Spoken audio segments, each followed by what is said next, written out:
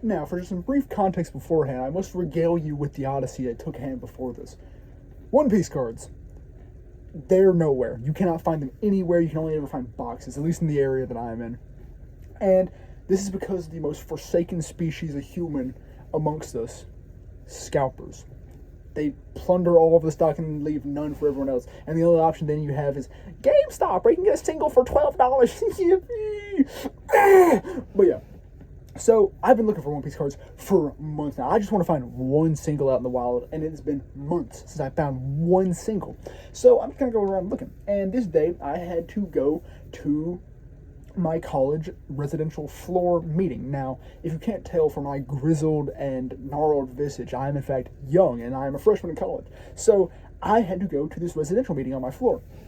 And I'd already planned this out. I was going to leave the area by 5. I was going to leave the Walmarts by 5. After having looked, I was going to go to one Walmart, one card store, and one Target. And so went to all three, and I didn't really find anything. I found a box at Walmart and one at Target, but I ultimately ended up going back to Walmart. So I've been card shop, Walmart, Target, back to Walmart. I went back to Walmart. I just really wanted to open some singles, so I saw that they had like a Union Arena Chainsaw Man collaboration, so I was like, you know what, I like Chainsaw Man, I'll pick up some of these, so I got 4 of them, and then I get to heading out, and I look down at my watch, 5:14, I gotta be there by 6, I gotta find parking on a college campus, and be up in that dorm area by 6, so I get to rush, and I go, and I'm looking, ultimately I get to the campus, parking garage. Parking garage is the most terrifying thing to ever face a driver on the road. I get to turn out, I'm just going on my jolly good way. I get to turning into this parking lot, and get to go. And there's these 2 ledges, these 2 curves here, and I can't open really wide. There's another road on the side. I can't get out here and turn really wide, so I just kind of cut it a little bit. I got wide enough, I thought. As my rims scrape against the concrete. Adrenaline's already flowing by this one. I'm about to, I guess, explode at both ends, to say the least. I am frightened. I'm like, oh crap, my car is destroyed. Because, you know what came on? I don't even know what this sensor does. The little, like, car with, like, the slippery tires on the back sensor that you see on your dashboard just occasionally, it doesn't really change anything. That came on. So I was like, I'm done for. I've lost my vehicle. So I get to driving. This thing doesn't turn off. I keep driving. 7 floors until I find a parking spot. It is between a wall and a beautiful matte black Dodge Charger. I'm driving a Dodge Dart, a 2013 Dodge Dart. My little crapper, if it barely touches this thing, I'm getting eviscerated. Oblivion.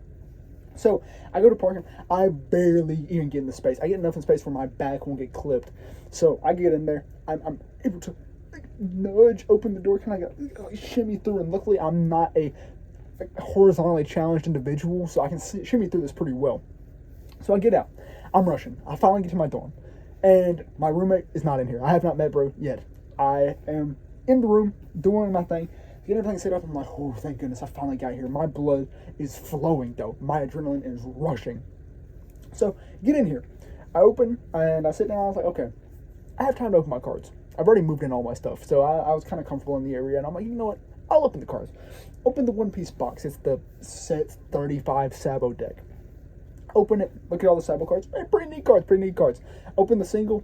Utter garbage. I was so mad, because the only reason I bought that box was for the single. And it had trash, and I paid $12 for a worthless single.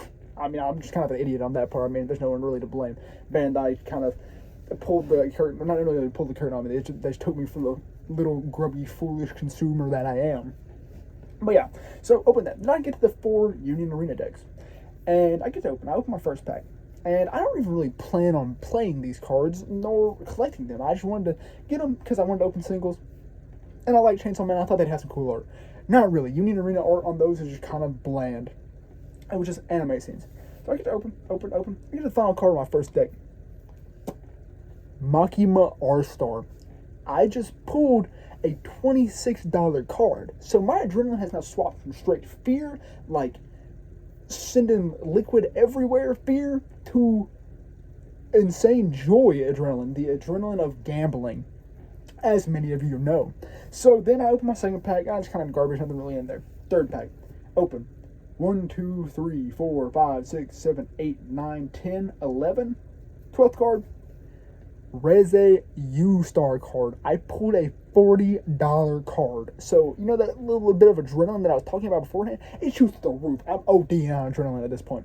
So, I'm just shaking. Like, I don't even care about these cards, but I just pulled $66 for 2 pieces of cardboard. So, I'm freaking out. Like, the Reze card is probably the most expensive card that I've ever pulled. And I've been collecting, not just collecting cards, but like buying cards since I was like a little kid collecting Pokemon and One Piece for almost as equally as long as I collected Pokemon for. But so, I'm shaking, I'm quivering, and then I look down at my watch. Oh crap, I'm about to miss the meeting. So I gotta run out of my room. I get there, and I actually get on the elevator. Get on the elevator, and I look to my right. Oh, they found me. My time has come. Mossad has finally tracked me down, and they want retribution for the Netanyahu jokes. So I look over, and it is my RA. I get to speak with my RA, and he's super chill and all that. And then we end up getting to the floor meeting, and he reveals he's an Israeli, and he's super chill. I really like him and all that. And it's really cool because like so where I'm from, any person like speaks a different language or just like foreign is like okay. I'm not saying they're like animals or mystical monsters, but like they're like shiny Pokemon with how rare they are because we are about as white as a packet of saltines from where I come from. I'm from the deep south, so everyone here is just blanco. So meeting him and like talking with him and like knowing that he was from Israel, bro was from the same like area that Jesus was. Bro was straight from Nazareth, and like his third language was English. That was super cool to learn, and like also to know that someone that lives adjacent to me speaks Hebrew. It's super cool because like I'm learning Hebrew because I want to read the Old Testament like in its original forms, and like I'll probably learn Greek or Latin someday to read the New Testament in its original form because things are often lost in translation. So I want that. So I meet this dude, and he is super cool and actually kind of like helped mellow out the massive amounts of adrenaline that were overdosing in my brain because he was super chill. Had a very nice meeting with him. But yeah, that's how. Just searching for One Piece cards, I guess, with barely any hope in my soul, led to me absolutely bleeding adrenaline, having it circulating through my veins to such an immense degree that I was like, by the time I got to that meeting, I was like just in a state of just pure like, but yeah. And I got there, and then meeting this guy, who was super cool, and I really enjoyed it. But yeah, that's how the search for One Piece cards led to me meeting my first ever Israeli, and it was super cool. But yeah, that's all I really have to say about that little personal anecdote for my life. So thank you very much for watching.